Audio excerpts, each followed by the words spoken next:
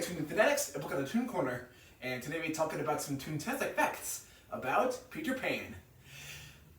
For this list, we'll be talking about some of the facts that you may not know about the Disney animated classic from the 1950s. Let's get started. Walt Disney was very familiar with the story of Peter Pan. While growing up in Marceline, Missouri, he saw a stage play version of the story and would later on star as Peter Pan in a school play. A couple of decades later, in 1924, Walt saw a silent film version of Peter Pan, starring Betty Bronson as Peter. It was those experiences that inspired Walt to make his own animated version of Peter Pan. The production for Peter Pan began in the late 1930s while wrapping up production on Snow White and the Seven Dwarfs. In 1941, production was put to a halt as America entered World War II, and so it wouldn't be until a few years later that the production for Peter Pan would be picked back up. The film marks the first time that a boy played Peter Pan.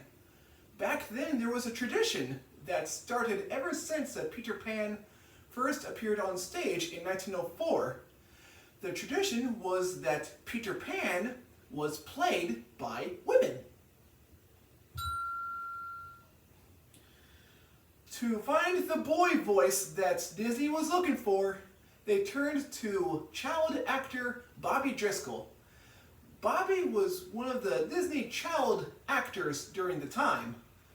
He started working with Disney by appearing in Son of the South and would appear in different films like So Dear to My Heart and Treasure Island.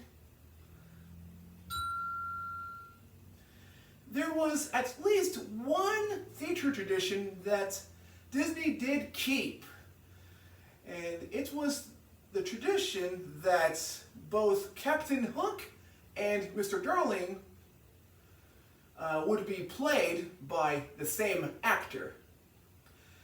In this case, voice actor Hans Conried voiced both Captain Hook and Mr. Darling. During the making of the film, the model for Tinkerbell and the voice actors had to reenact different scenes, and they would be filmed.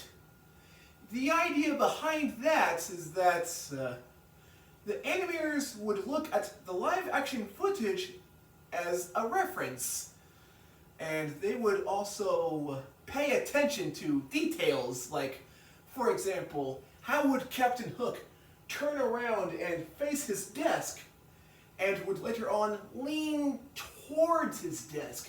It is those kinds of details that the animators were looking for. And the question of the day is, what is your favorite version of Peter Pan?